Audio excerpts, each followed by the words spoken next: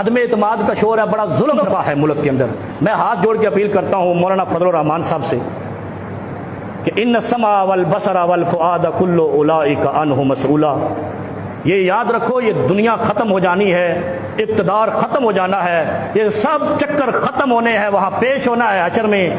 کسی کو یہودی ایجنٹ مت کہو، قادیانی ایجنٹ مت کہو۔ اور وہ شخص وہ ہے جس نے تیرے 30-40 سالہ اقتدار کے باوجود قرآن کے اوراق پہ ٹیکس ختم نہیں کیا تھا۔ اس شخص نے آ کر قرآن کے کاغذوں پہ کہتا ہے جب مجھے پتا چلا کہ قرآن کا جو درآمد ہوتا ہے پیپر اس میں بھی ٹیکس لیا جاتا ہے، میں نے وہ ٹیکس فری کر دیا ہے، اور تمہیں کیا چاہیے؟ پھر اس نے اقوام متحدہ میں جو تقریر کی ہے، اس تقریر کے بعد چچنیا کا صدر ماسکو میں صرف اس کا ماتھے کو بوسہ دینا آیا ہے کہ میں دیکھنے آیا ہوں اس شخص کو کہ جس نے اقوام متحدہ میں اسلام کا مقدمہ لڑا ہے۔ پھر پورے مسلمان ملکوں کے سامنے ہوتے ہوئے اقوام متحدہ نے عمران خان کی قرارداد کو منظور کیا ہے کہ اسلام کے خلاف جھوٹا پروپیگنڈا بین کیا جائے، جیسے ان کا وہ کیا جاتا ہے یہودیوں کا ہولوکاسٹ۔ کتنی بڑی بات کر دی ہے، اسلام کا مقدمہ اور کیسے لڑنا ہے؟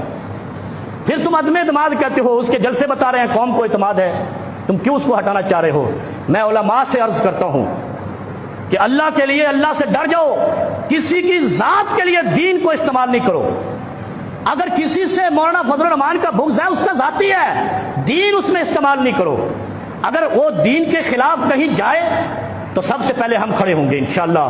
اور پھر میں آپ کو بتاؤں ایک اور بیماری چل رہی ہے، اس نے اس کو خرید لیا، اس نے اس کو خرید لیا۔ وہ ایک ممبر ہوتا تھا قومی اسمبلی کا، اس نے کہا یہ مقدس ایوان ہے، دھرنے والوں نے اس پہ حملہ کر دیا ہے، یہ مقدس ہے، اور تیری تقدیس وہاں پہ لٹ گئی۔ جب کسی کا 18 کروڑ لیٹ لگ گیا، کسی کا 15 کروڑ، اس کا مطلب ہے یہ قومی اسمبلی نہیں ہے، یہ مویشی منڈی ہے۔ جو تم سے ہوتا ہے کر لو، لیکن قومی اسمبلی ہے تو قوم کے غیرت مند لیڈر ہونے چاہیے۔ ٹکے ٹکے پہ بکنے والے بکری، کھوتی اور جناب بھینس اور گائے ہوتی ہے، اس لیے میں اس کو مویشی منڈی آج سے کہتا ہوں۔ اگر یہ بکنے والا رواج ختم نہیں ہوا تو قوم کیا غیرت پر؟ یہ قوم کی نمائندگی کرتے ہیں جو اپنا ریٹ لگواتے ہیں۔ جیسے یہاں پہ کراچی میں ایشیا کی سب سے بڑی منڈی لگتی ہے، یہ 15 لاکھ کا بیل ہے، تم 15 کروڑ کے ہو۔ فرق کیا ہے تمہارے اندر اور گائے اور بیل کے اندر؟ اس لیے میرے بھائی اس ملک کے ساتھ کھلواڑ نہیں کرو۔ اس شخص نے اسلام کا بھی مقدمہ لڑا ہے، اور پھر مزے کی بات جو میں پہلے کر آیا ہوں، 30 سال میں ہمیں کچھ نہیں ملا اس ملک میں، ان فراڈیوں سے مزید 5 سال دے کے آپ نے کیا لینا ہے؟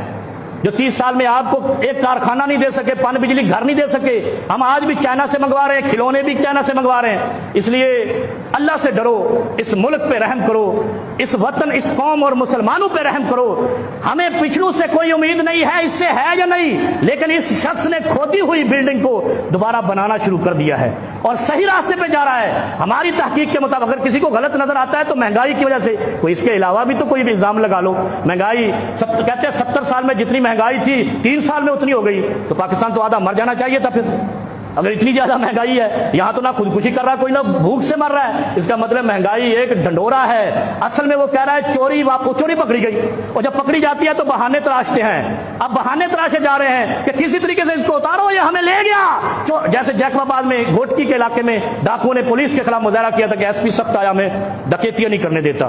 یہ چکر ہے۔ اور ایک مثال میں آپ کو سنا کے بات ختم کرتا ہوں، کیونکہ حق کا ساتھ جو قوم نہیں دیتی خدا ان کا فَإِنَّ لَهُ مَعِيشَةً ضَنْكَا، جو قوم حق اور باطل کو نہیں پہچانتی خدا ان کا رزق تنگ کر دیتا ہے۔ کسی کو نہیں سنائی آج تک بات۔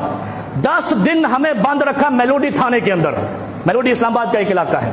وہ ہم نے پوچھا کیا مسئلہ ہے، انہوں نے پیپر لے کے آئے رات کو 2 بجے، اس پہ سائن کرو۔ پڑھا تو اس پہ لکھا تھا جب وہ فلاں عالم دین گرفتاری دے دے گا آپ کو رہائی مل جائے گی۔ 10 دن ہم بند رہے، بالآخر اس نے گرفتاری دی، ہم رہا ہو گئے۔ ہم نہ ضمانتی، نہ اس کی پارٹی کے، نہ ہم اس جلسے کے شریک۔ شہباز شریف اس وقت وزیر اعلیٰ تھا، اور یہ شخص اس شخص کا ضمانتی ہے جو ملک سے فرار ہو کے واپس نہیں آ رہا، جس کو 7 دورے پڑ رہے تھے۔